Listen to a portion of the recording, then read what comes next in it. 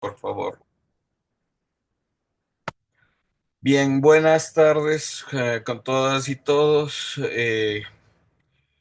La idea un poco es que podamos continuar el taller más o menos todos con el mismo esquema, es decir, que por ejemplo, si estamos en el argumento, todos tengan el argumento, o si estamos en la escaleta, avanzar todos, porque un poco la idea es que después, cuando ya se haga el tratamiento del guión, se pueda trabajar individualmente con cada uno de ustedes, pero en esta etapa de construcción, que son cosas más o menos similares para todos, sí es importante que se igualen, y esa era la idea, ¿no? Por eso les había dicho que no mandé otras tareas, sino hasta que todos estemos como en el mismo punto para poder discutir los trabajos.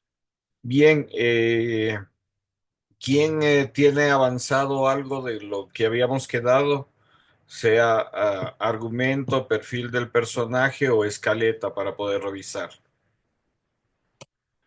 ¿Quién quiere presentar algo?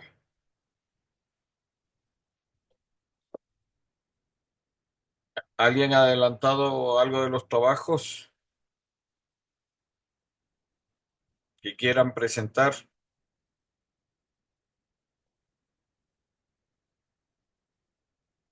o alguna modificación que hayan hecho en sus trabajos?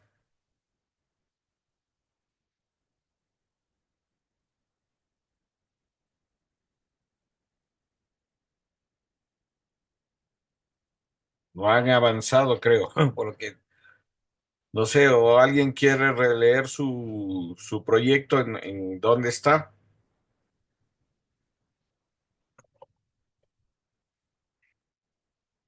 ¿Quién se anima?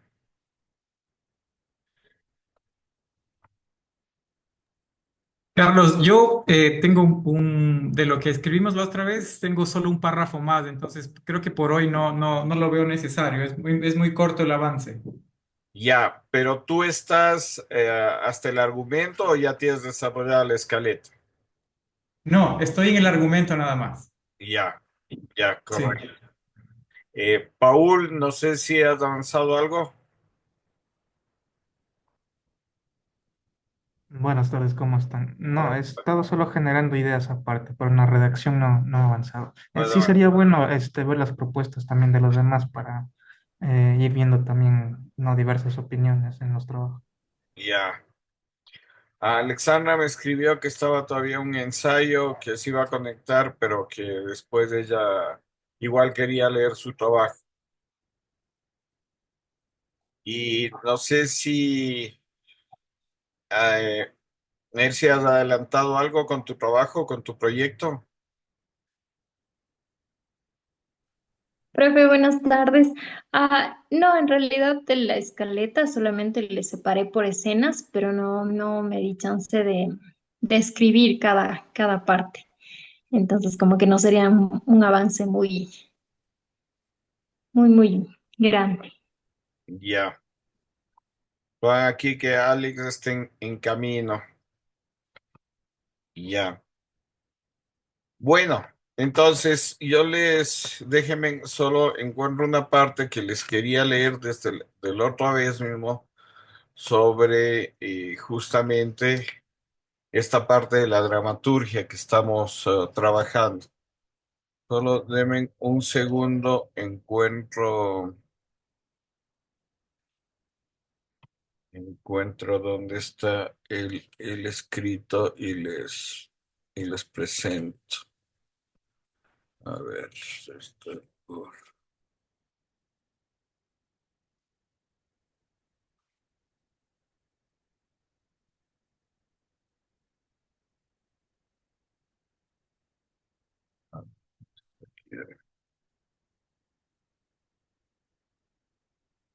La idea es que todos podamos llegar por lo menos hasta la escaleta para desarrollar cada una de las propuestas.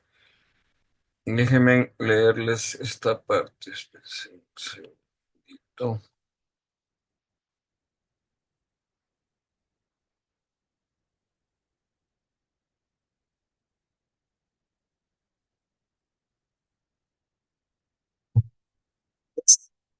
Ya,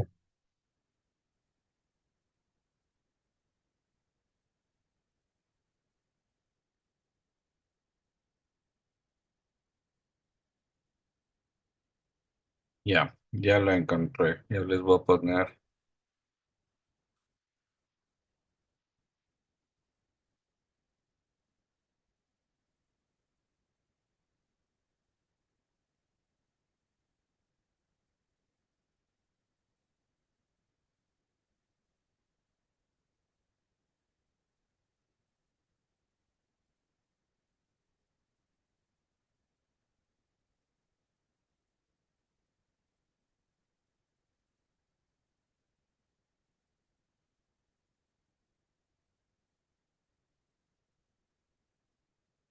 ¿Todos lo ven ahí?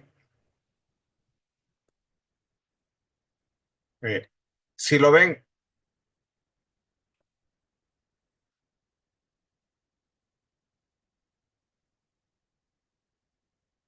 bien.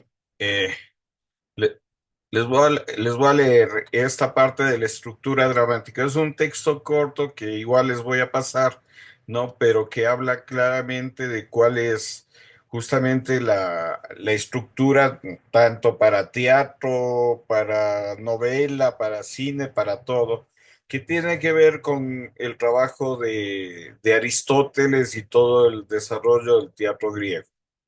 Es de John Howard Lawson, que es un dramaturgo, él ha escrito varias cosas, pero también un teórico sobre la técnica y la teoría de la dramaturgia. Bien, esta parte es la estructura dramática. El estudio de la historia de la teoría y la técnica del drama indica que el enfoque del dramaturgo a la situación y al carácter está determinado por las ideas que prevalecen en la clase y época del dramaturgo. Estas ideas representan un largo proceso de desarrollo cultural. Las maneras de pensar heredadas de generaciones anteriores pasan por un cambio y adaptación constante y reflejan la dinámica de las fuerzas económicas y de las relaciones de clase. La forma en que el dramaturgo utiliza es también producto de una evolución histórica. La tradición teatral europea tiene su origen en Grecia, cuando el primer actor, Thespis, apareció en el siglo sexto antes de nuestra era, respondiendo a los fragmentos del coro durante los antiguos ritos celebrados en honor a Dionisio. El drama surgió como representación de un relato en pantomima y diálogo. Con el desarrollo de la estructura de la obra teatral se hizo posible formular leyes para la técnica. Se hacía ya evidente en el teatro ático que el drama trataba sobre las acciones de hombres y mujeres y que el sistema de acontecimientos deben tener cierto tipo de diseño o de unidad. Los dos principios generales que rigen la acción como un cambio de fortuna o como una unidad estructural que completa la acción y define sus límites fueron establecidos por Aristóteles. Estos principios se olvidaron en la Europa medieval, porque el drama dejó de existir como una imitación planteada y actuada de una acción y el lugar que ocupó fue sustituido por festivales campestres, ceremonias religiosas y trovadores, formas estas de comunicación dramática, pero que carecían de estructura, que pudiera llamarse dramática en el sentido aristotélico propiamente dicho. La reaparición renacentista de la obra teatral como relato actuado coincidió con el redescubrimiento de Aristóteles y la aceptación de sus teorías. Sin embargo, el teatro de Shakespeare, Lope de Vega y Calderón tenían un radio de acción y una libertad de movimiento que trascendía la fórmula aristotélica. El drama reflejaba el despertar de una nueva fe en el poder de la ciencia y la razón y en la voluntad creadora del hombre. El desarrollo de la sociedad capitalista trajo un énfasis creciente en la personalidad y en los derechos, obligaciones del individuo dentro de un sistema social relativamente fluido y un proceso de expansión. el drama centró su atención en el conflicto psicológico, en la lucha de hombres y mujeres por cumplir sus destinos y por realizar sus aspiraciones y deseos conscientes. Bien, hasta aquí quiero leerlos y que hagamos una reflexión de este texto, que es fundamental en el sentido de que eh, la, la dramaturgia, como se le entiende en la actualidad, ¿no? La estructura dramática, fue estudiada y analizada por Aristóteles en base al teatro griego. El teatro griego, ¿qué es lo que dice aquí? ¿Qué es lo que representaba? Representaba dramas, ¿no? Y igual comedias, pero que respondían a una época determinada y a sucesos determinados. Un poco, ¿cuál es la importancia de este texto para nosotros? Que nosotros muchas veces hablamos de ciertas cosas sin un contexto social, sin un contexto histórico, y esto es fundamental, ¿no? Por eso es que él hace referencia que después de todo este teatro griego, viene toda una época en donde las representaciones teatrales eran más bien representaciones burlescas en el sentido de que eran un poco los payasos o los representantes estos que hacían solo divertir y en donde sí tenían digamos, una estructura dramática, pero no profundizaba, ¿no? Entonces, después, con el aparecimiento del Renacimiento y la revalorización de todo el teatro griego y de los estudios de Aristóteles, es que se comienza a desarrollar un teatro con mayor profundidad, con una mayor estructura y unidad, ¿no? Esto es un poco lo que nos habla este primer texto. Y por eso también habla del teatro de Shakespeare, López de Vega y Calderón, en donde tenían ya una estructura mucho más sólida, pero siempre estos dramas venían reflejados con un comportamiento social. Es decir, el individuo está metido en un cosmos, en un desarrollo, y también el desarrollo de la ciencia y el desarrollo de la filosofía que había en esa época, ¿no? De los pensadores, también influenció en este desarrollo dramático. Bien, hasta aquí tienen alguna pregunta, algún comentario, alguna duda. Sí, Carlos. Claro, por Guillermo. favor. Sí, algo muy, muy corto. Yo creo que es justamente lo valioso de las obras clásicas muy buenas, como por ejemplo las Crimen y Castigo y demás, es de que son atemporales, que pese a que cambian los tiempos, algunos rasgos de la especie humana se mantienen, los mismos instintos básicos, se puede decir en algunos casos. Entonces, es fantástico saber que una historia debe ser narrada en el tiempo en que uno vive, obviamente, no conoce otro, pero hay cosas que no cambian con el tiempo y creo que eso es lo que hace que ciertas obras artísticas perduren en el tiempo. Nada más. Bien, perfecto tu aclaración, porque justamente eso es lo que hace universal a una obra, ¿no? Un poco yo les comentaba, García Márquez, cuando yo tuve la suerte de recibir el clase de guión con él decía, lo más particular es lo más universal. Y él un poco lo confirmó con Cien años de soledad. Si ustedes ven la historia Cien años de soledad, es una familia concreta, de toda la evolución de la familia, un pueblo concreto, ¿no? En la Colombia del Caribe, ¿no? Y cómo esa historia llega a ser universal. Y él planteaba eso, lo más particular es universal. Y volviendo a este ejemplo, por ejemplo, de García Márquez, cómo una historia de una familia contada a lo largo de los años ¿no? Que está, sí, sí, claro, está bien escrita y todo, pero es una historia que se ha convertido en una historia universal, ¿no? Y eso no quiere decir que no fue escrita en un tiempo determinado, en una época determinada, un contexto determinado, pero justamente lo que tú planteas, los personajes son universales. ¿Y por qué son universales? Porque reflejan todo lo que somos los seres humanos. O sea, todos los seres humanos tenemos problemas, tenemos pasiones, tenemos ira, tenemos todo esto que nos hace parte de esa condición humana. Y un poco como dramaturgos, lo que tenemos que aprender a descubrir es justamente eso, cómo manejamos en nuestro relato todo eso que lo sabemos, que está ahí, ¿no? Para que nuestro relato justamente sea interesante y universal.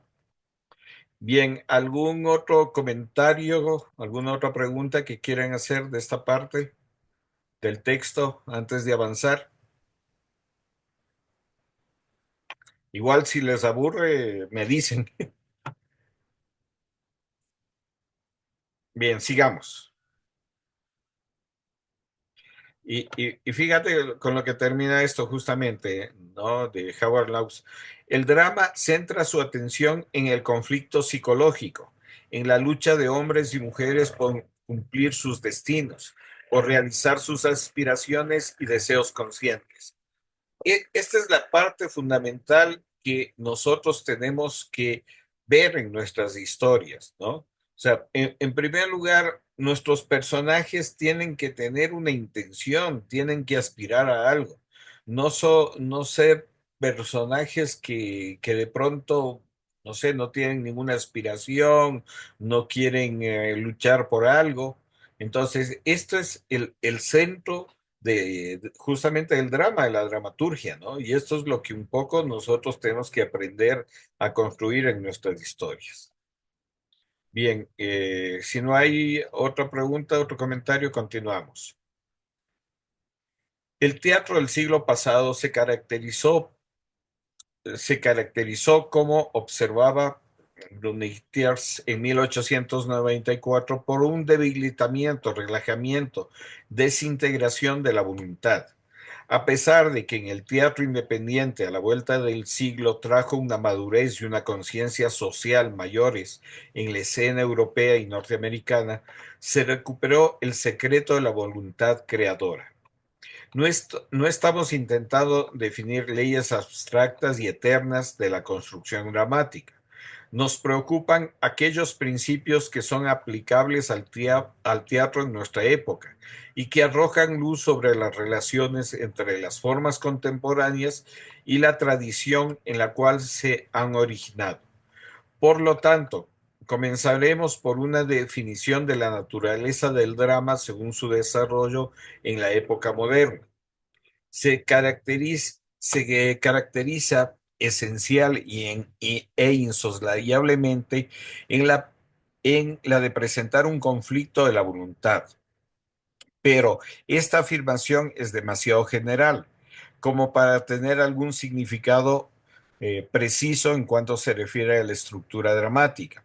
El primer capítulo procura suministrar una definición más específica de la ley del conflicto, considerada la conciencia y la fuerza de voluntad como factores que contribuyen a crear el movimiento dramático y que conducen la acción hacia un clima significativo.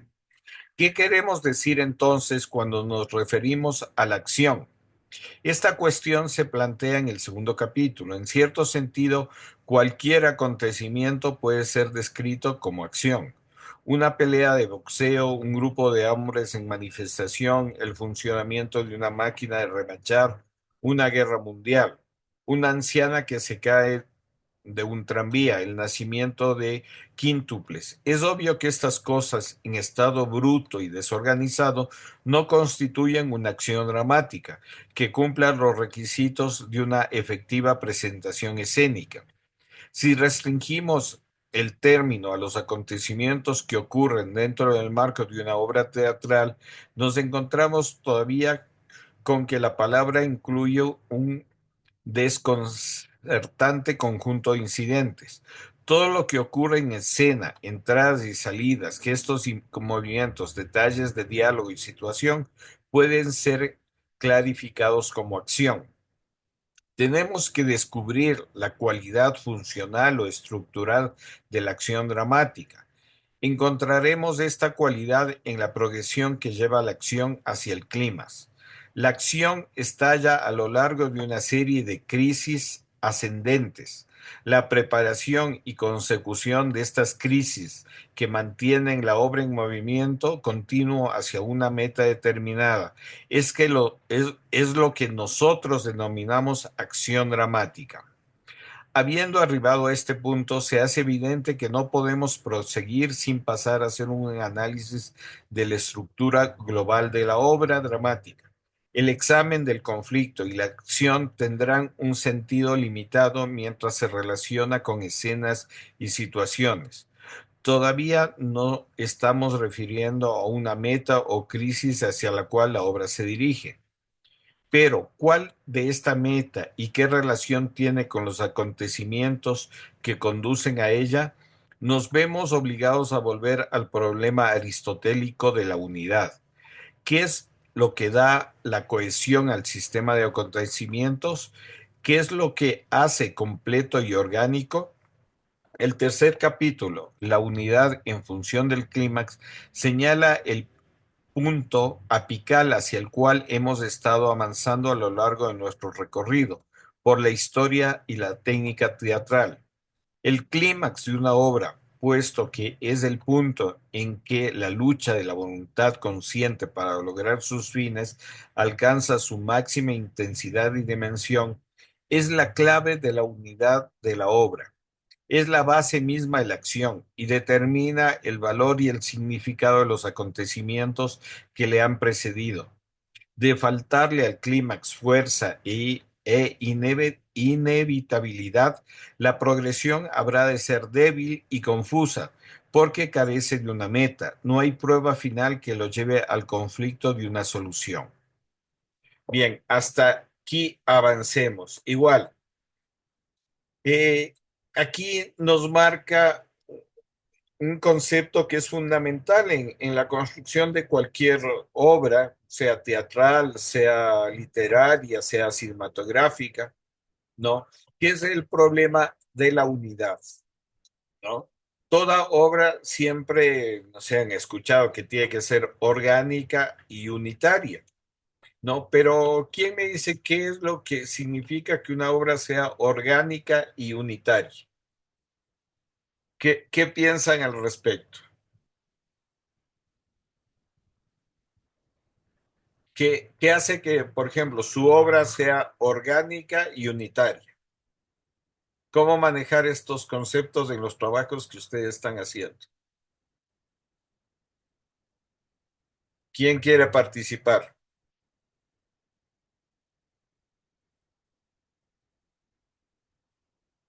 ¿Qué están ahí?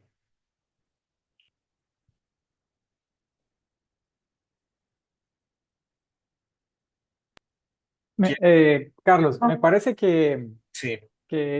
o sea, de lo que estoy imaginando, que orgánica es que sea como, que tenga una estructura. Ujú. Es lo que yo creo yo. Es decir, que tenga una estructura como tal, que tenga cierta lógica. No puede ser algo tirado de los cabellos y hablar de cualquier cosa, que llegaron los extraterrestres y se encontraron con los dinosaurios y luego apareció, qué sé yo, Adán y Eva o algo así. Entonces creo que a eso se refiere con orgánico. Sí, y la unidad, y que tenga unidad. Ah, bueno, me imagino que sea coherente entre sí misma. Creo yo. O sea, por ejemplo, que un personaje eh, a- tenga la protagonista de una historia, sea una chica adolescente, no quiere, o sea, no puede ser que más allá ya sea una adulta sin darnos cuenta, es decir, que tenga cierta lógica también. Solo me aventuro a decirlo. Ya, sí, es un poco tiene que ver con la veracidad.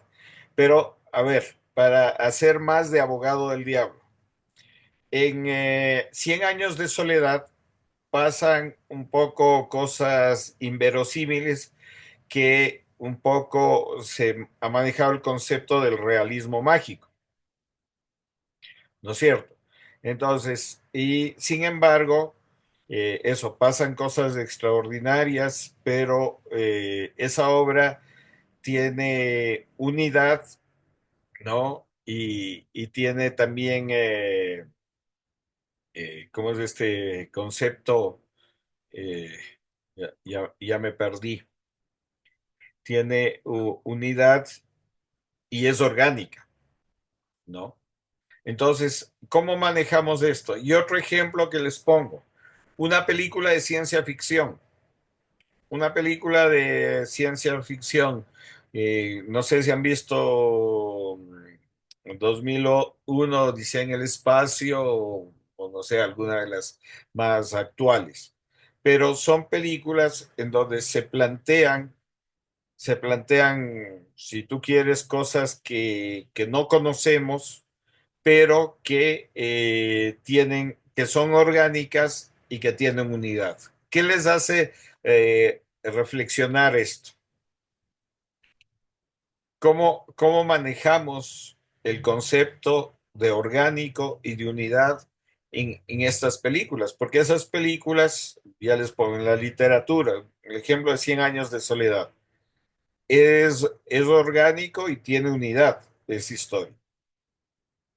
Y en las películas de ciencia ficción también hay unidad y son orgánicas. ¿Qué les hace reflexionar? ¿Qué tiene que ver eso?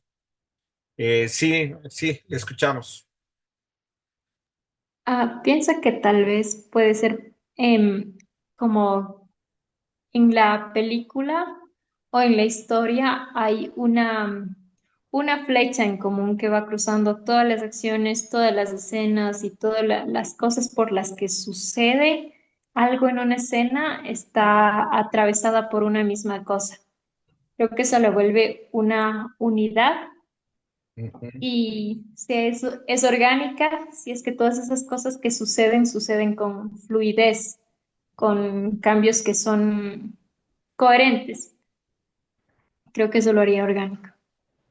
Bien, sí, más o menos por ahí va la cosa.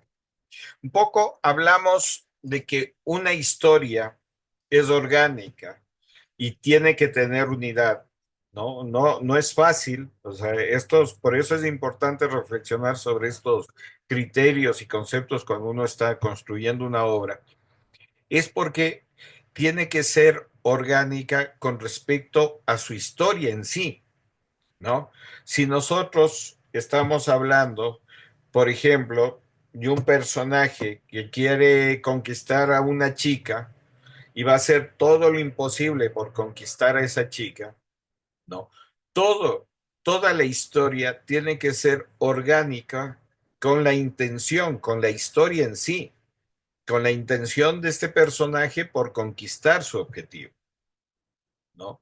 Entonces, muchas veces este principio que parece básico nos olvidamos en nuestras historias y son importantes la trama principal y las subtramas, pero a veces no evolucionamos en ese sentido de la trama principal, de nuestra historia principal, ¿no? Justamente que sea orgánica y que tenga unidad, ¿no? Con la historia en sí. O sea, no podemos poner cosas que no tengan que ver con su historia. Otro ejemplo pongamos la película de Chaplin, City Light. Si ustedes ven, hay toda una serie de peripecias que ocurren, ¿no? Peripecias me refiero a todo lo que le acontece al personaje principal, que se encuentra con el millonario, que después del tipo cuando se despierta lo manda sacando, que no lo reconoce, que después en la calle conoce a la chica, eh, que eso le hace cambiar, va al boxeo, o sea, hay el robo, le confunde con el robo. Entonces, todas esas son peripecias, pero si ustedes se ponen a ver, esa película tiene unidad, ¿no? Porque es una historia redonda, ¿no? Y es orgánica. ¿Y es orgánica con qué? Con la intencionalidad de nuestro personaje, con la historia de nuestro personaje. ¿Por qué? Porque como habíamos analizado, todo lo que hace ese personaje es por ayudar a esta chica, porque esta chica eh, recobre su vista. Inclusive va hasta la cárcel por algo que él no cometió, él no hizo el robo, pero va a la cárcel, se sacrifica este personaje, ¿no? Pero, ¿cuál es el quid del asunto? Que el tipo cumple su objetivo, que es que esta chica vuelva a ver, ¿no? Entonces, a eso nos referimos con que es algo orgánico y es algo funcional, ¿no? Tiene unidad, la historia en sí. Y esto es muy importante en esta etapa que estamos de construcción, porque cuando hagamos ya la escaleta en donde desarrollemos cada una de nuestras secuencias o escenas, vamos a ver cuáles son las escenas que realmente valen la pena o cuáles son las escenas que un poco están de más, ¿no? Entonces, para eso es todo este análisis y esta reflexión dramática. Bien, ¿alguna pregunta hasta aquí? ¿Algún comentario? No, nos quedan unos 4 minutos. Voy a continuar leyendo y por favor, si se corta la sesión, volvernos a conectar. Bien, ¿no tienen alguna pregunta, algún comentario hasta aquí? Dos nuevos mensajes. Que Alex ya está. Ya, la otra parte, Alex, para que nos leas tu historia. Bien, continuemos. Con mucho gusto. Oye, oye, Carlitos, ¿leo Claro. el guión o leo la tarea? Yo creo que la tarea podrías leerla Ok, porque ok. tiene que El ver guión es muy largo. Sí, sí, sí, pero digo, tiene que ver y yo ya te comento un poco las anotaciones que tengo también con respecto a tu guión. Ok, ya. Ya leí esto.